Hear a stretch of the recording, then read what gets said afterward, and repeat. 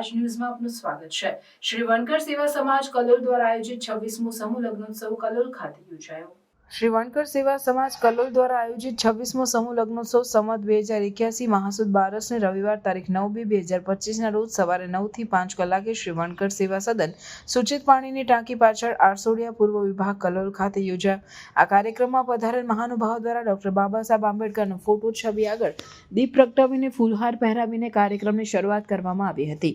આ કાર્યક્રમમાં સમારંભના મહાનુભાવોમાં દિનેશભાઈ કે પરમાર, પ્રમુખ વણકર સેવા સમાજ કલોલ, મુખ્ય મહેમાન લક્ષ્મણજી પી ઠાકોર, ધારાસભ્ય કલોલ દીપકભાઈ એસ ચૌહાણ નારદીપુર, ભીખાભાઈ એસ વાઘેલા થડોદ, ધનરાજ કે રાજપાલ ફુલેત્રા, ગોવિંદભાઈ જે પટેલ જોયફુલ સ્કૂલ કલોલ, શૈલેષભાઈ પટેલ પ્રમુખ નગરપાલિકા કલોલ, અતિથિ વિશેષમાં શ્રીમતી મીનાક્ષીબેન એ વોરા વેડા, ધર્મેશભાઈ એસ સુમેરા સમૂહ, કિરણભાઈ આર પરમાર જાસપુર, પરસોત્તમભાઈ એસ સોલંકી ખરણા, સ્વર્ગીય કેશરબેન કે ગોહિલ સમૂહ, કુમારી મનીષા બી પરીખ એડવોકેટ ધુમાસણ, ભાવનાબેન બી નંદા નંદાસણ, પુષ્પાબેન ડી વાઘેલા છત્રાલ, નિલેશભાઈ આચાર્ય કલોલ, હસમુખભાઈ બી મકવાણા કડી, હરિનારાયણ બુદ્ધ છત્રાલ, પ્રવીણભાઈ વાઘેલા ડરણ, ભીખાભાઈ મકવાણા સ્થાપક, સમગ્ર પરગણા વણકર સમાજ કુટુંબ એપ નંદાસણ તેમજ સમાજના નામી અનામી સૌ સમાજ બંધુઓ, ભાઈઓ બહેનો, વડીલો, નિવૃત્ત અધિકારીઓ તેમજ વણકર સેવા સમાજ કલોલના તમામ હોદ્દેદારો મોટી સંખ્યામાં ઉપસ્થિત રહ્યા હતા તેમજ પ્રાસંગિક પ્રવચનો કર્યા હતા। સમૂહ લગ્નમાં 29 નવયુગલોએ પ્રભુતામાં પગલાં પાડ્યા હતા। આ કાર્યક્રમમાં ભોજનના દાતા સ્વર્ગીય કાલિદાસ રામજીભાઈ પરમાર તેમજ સ્વર્ગીય મણિબેન કાલિદાસ પરમાર બાલવા પરિવાર દ્વારા ભોજનની સુંદર વ્યવસ્થા કરવામાં આવી હતી। છેલ્લે સામાજિક વ્યવહારો પૂર્ણ થયા પછી નવદંપતીઓને ભેટ સોગાન દાતાઓ દ્વારા સ્ટેજ ઉપર આપવામાં આવી હતી। સમગ્ર પરગણા વણકર સમાજ કુટુંબ એપના સ્થાપક ભીખાભાઈ મકવાણા નંદાસર તેમજ સદસ્યો દ્વારા 29 નવયુગલોને ડોક્ટર બાબા સાહેબ આંબેડકરના કેલેન્ડરો ભેટ આપવામાં આવ્યા હતા। આ સુંદર કાર્યક્રમનું આયોજન કરનાર વણકર સેવા સમાજ કલોલના તમામ હોદ્દેદારોનું સમગ્ર પરગણા વણકર સમાજ કુટુંબ એપના સ્થાપક ભીખાભાઈ મકવાણા ખૂબ ખૂબ હાર્દિક અભિનંદન સહ શુભકામનાઓ પાઠવે છે। રિપોર્ટર ભીખાભાઈ મકવાણા નંદાસણ।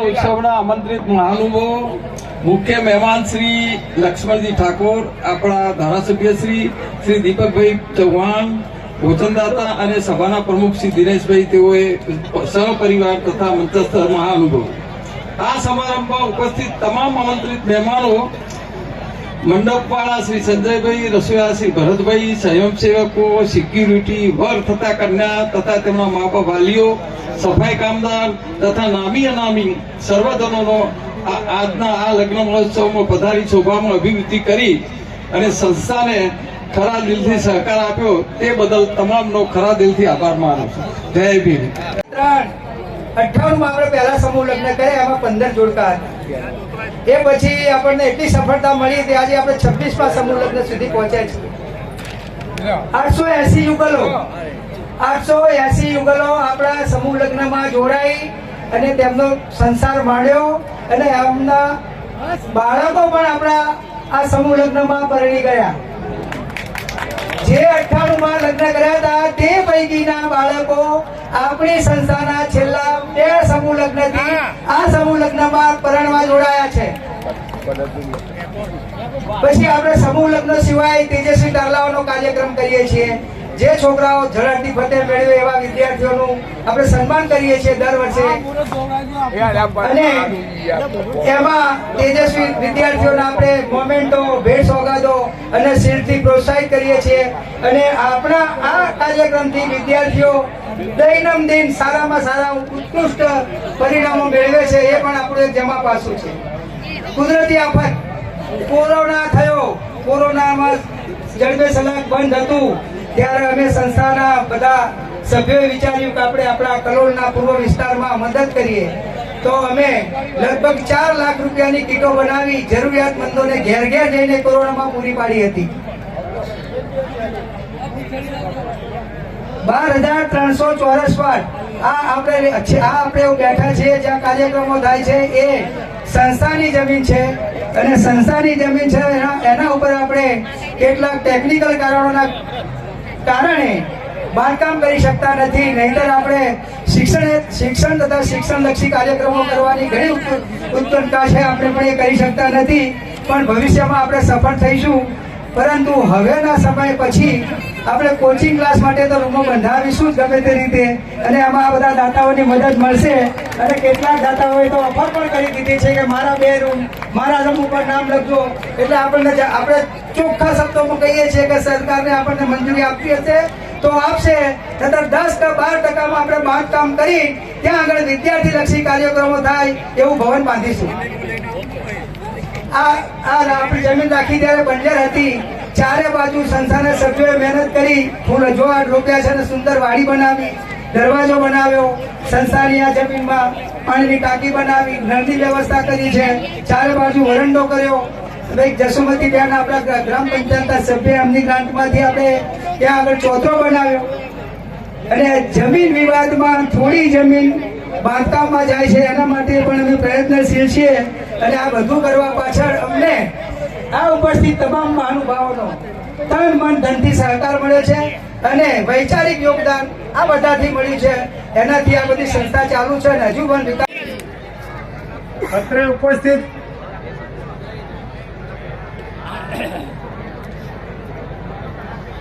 ઉપસ્થિત મહાનુભાવો, ભાઈઓ, બહેનો અને વડીલો, સર્વને મારા નમસ્કાર.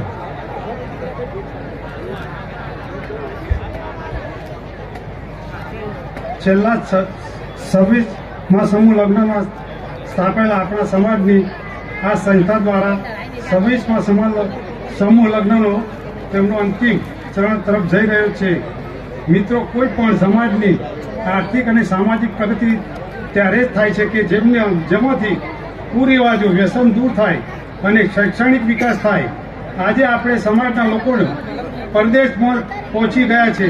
આપણે સમાજના શૈક્ષણિક દર અન્ય પછાત વર્ગો કરતો પણ વધારે છે અને આવા શૈક્ષિક લોકો સંસ્થાઓ સ્થાપી છે.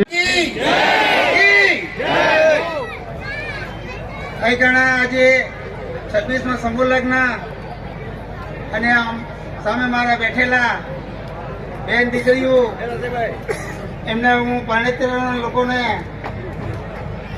સન્માન તરફથી ભગવાનને પ્રાર્થના કરું છું કે આમનું લગ્ન જીવન અતિ ભવ્ય બનતું રહે.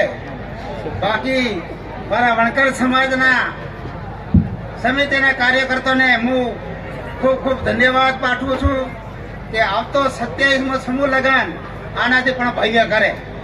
જય હિન્દ. पैदा न होते तो दलितों का गुजारा न होता, यूं ही डूब जाती दलितों की नैया अगर भीम दलितों का सहारा न होता. બંધારણના ઘડવૈયા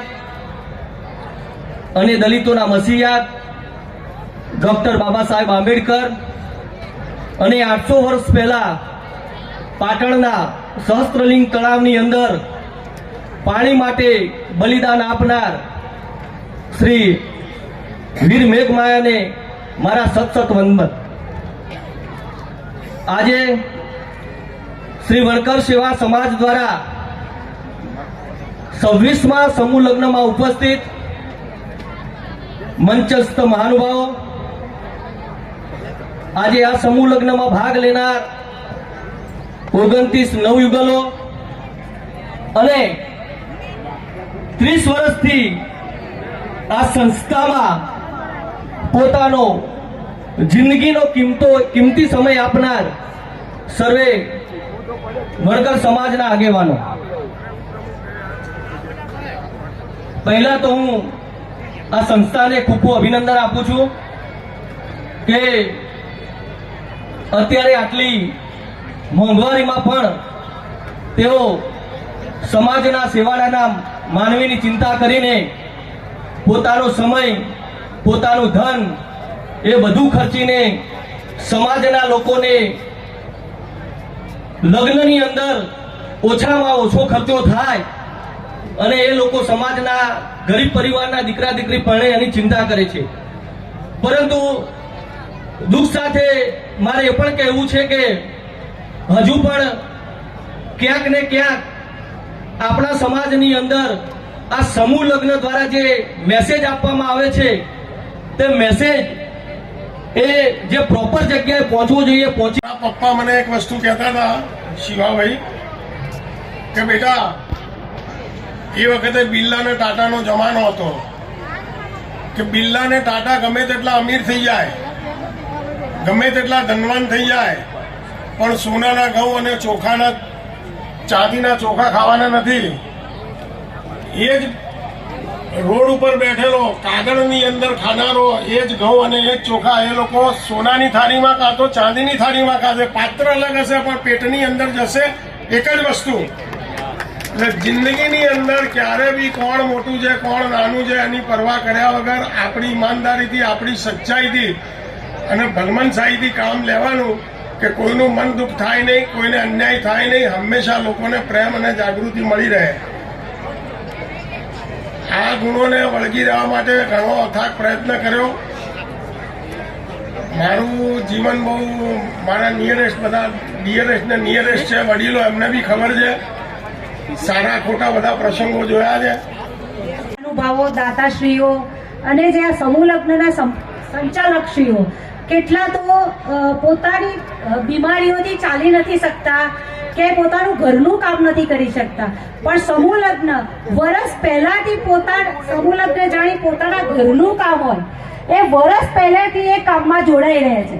પહેલા તો એમનો ખૂબ ખૂબ ધન્યવાદ કરું છું કે આટલું સારું આયોજક કરે છે. આપણે એક ઘરમાં આપણા ઘરે પ્રસંગ હોય છે, એક લગ્ન કરવાનું હોય છે તો આપણે કેટલા કંટાળી જઈએ છીએ.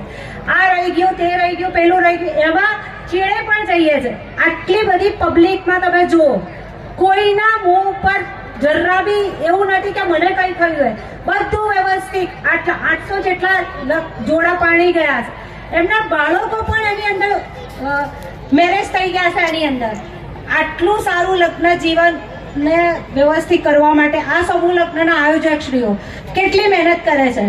એમાં આ જેના માતા પિતાઓ જે એમાં ભાગ લે છે એમને પણ ખૂબ ખૂબ ધન્યવાદ છે. જો માતા પિતા સમૂહ લગ્નમાં ભાગ ના લઈ શકતા હોય તો આ સમૂહ લગ્ન શક્ય જ ના બની શકે. બીજી વસ્તુ કે આ નવ દંપતીઓ, બધા વડીલો, ભાઈઓ, બહેનો, નવયુગલ સર્વને મારા નમસ્કાર. આજે જે નવ દંપતીના જે લગ્ન સમૂહ છે એ લોકોને કોંગ્રેચ્યુલેશન. તમારું લગ્ન જીવન ખૂબ જ આગળ સફળ થાય એ માટે મારી શુભેચ્છા છે. અહીંયા મને તમે બોલાવવામાં આવી, મારું સન્માન કરવામાં આવ્યું એ માટે તમારા બધાનો ખૂબ ખૂબ આભાર.